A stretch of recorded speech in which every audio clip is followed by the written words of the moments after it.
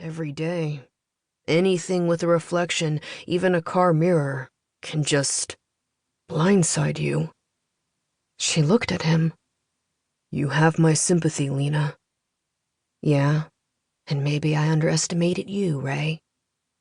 A squealing hiss startled her. She turned. An 18-wheeler had taken the turn too fast.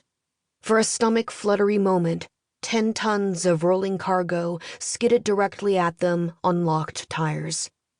Then the truck swerved back into its lane, and Corporal Reykjavik watched the tinted windows pass, as if expecting the driver to apologize. He didn't. The engine throttled up, and the rig thundered on, a wash of displaced air tugging their clothes. Lena swept her bangs from her face and watched the trailer's stenciled letters hurtle past like film in a projector. Sidewinder. In another moment, gone. Just a ring in her ears and the gritty taste of dust. Idiot, the cop muttered.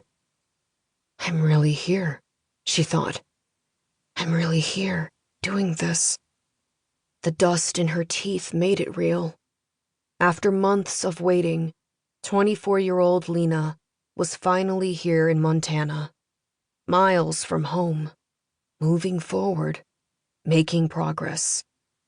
Another voice, just a faint whisper in her mind.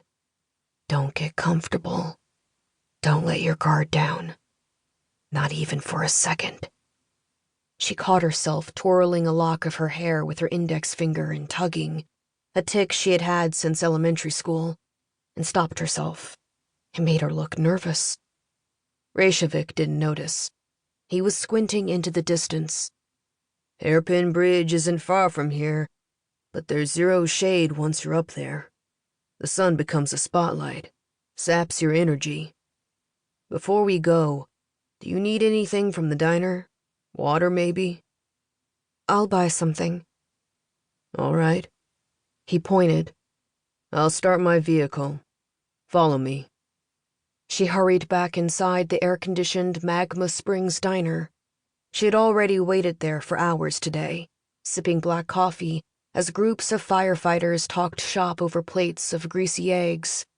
She pretended to waver at the mini-fridge, stocked with energy drinks and bottled water, and once she was certain Corporal Reykjavik was occupied inside his cruiser and not watching her through the front windows, she returned to her booth. There she had a laptop on the table. She triple-checked the power cable, the Sony unit, and the connection to the restaurant's router. All good. Thanks again, she said to the lady at the long counter. I'll be back soon. Is that a college project you're downloading? Something like that. She followed the cop car east on Highway 200, 15 minutes of fresh asphalt under a horizon banded with smoke. Then Reykjavik veered sharply right, crossing 2 lanes, as if the turnoff had surprised him. Lena had to stomp on her brakes, grinding rubber. He waved out his window. Sorry. This new road hadn't been maintained for decades. Weeds sprouted through fissures in sun-bleached concrete. The lines were faded.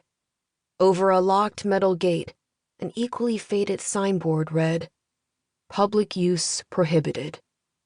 Corporal Reykjavik had the code memorized. After relocking it behind them, he drove on at 75, 15 over the speed limit.